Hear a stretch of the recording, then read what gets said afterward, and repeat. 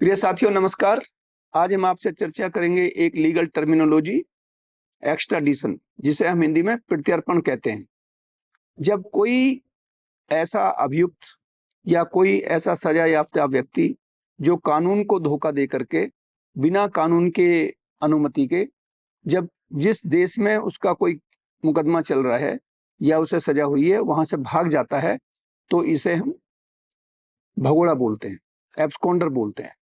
और जब जिस देश में वो गया है अगर पता चल जाता है कि ये किस देश में है, तो जिस देश में वो वांटेड है वहां की जो एनफोर्समेंट एजेंसी है वो जिस देश में वो रह रहा है वहां की एजेंसीज को पत्राचार करती हैं। इस प्रक्रिया को हम एक्स्ट्राडिशन बोलते हैं।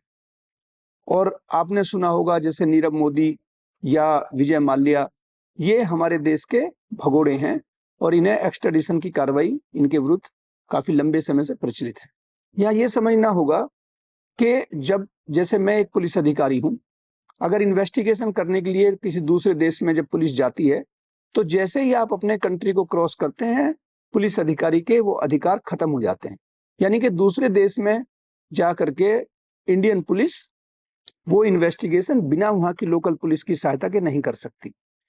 जब भी कोई फॉरेन में इन्वेस्टिगेशन होता है या इन्वेस्टिगेशन अब्रॉड बोलते हैं इसको, तो वहां की लोकल पुलिस एविडेंस कलेक्शन करती है और नियमानुसार फिर संबंधित देश को वो उसको प्रेषित करती है। इसके दो तरीके होते हैं एक्स्ट्राडिशन के साथियों। एक है MLAT, mutual legal assistance treaty. दो देश के बीच अगर है तो फिर जो ट्रांसफर है एक देश से वांटेड क्रिमिनल का वो आसान हो जाता है। लेकिन अगर ये MLAT नहीं है तो उस प्रक्रिया को कहते हैं केस टू केस या लेटर रोगेटरी।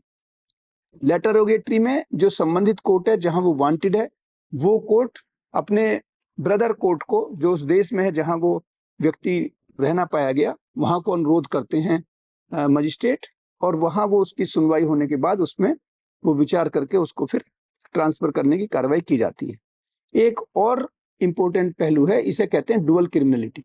डुअल क्रिमिनलिटी का मतलब है कि जिस अपराध के लिए अगर हम उसको बुलाने की बात करते हैं या यहाँ उसको वांटेड करते हैं, वो अपराध वहां भी होना चाहिए दूसरे देश में भी, तब वो डुअल क्रिमिनलिटी में आएगा। तो ऐसे अपराधी अक्सर ये कोशिश करते हैं कि वो ऐसे देश में जाएं जो अपराध जहां पे ये वांटेड है वो डुअल क्रिमिनलिटी में ना आता हो। तो ये कुछ ऐसे पहलू हैं साथियों जो बहुत आवश्यक हैं आपको भी जानना, और आप सचेत रहिए, क्योंकि जो इकोनॉमिकल क्रिमिनल्स हैं वो बहुत सचेत होते हैं और वो भाग जाते हैं और उनको मिलने में फिर बड़ी दिक्कत होती है। इन्हीं शब्दों के साथ बहुत बहुत धन्यवाद, नमस्कार।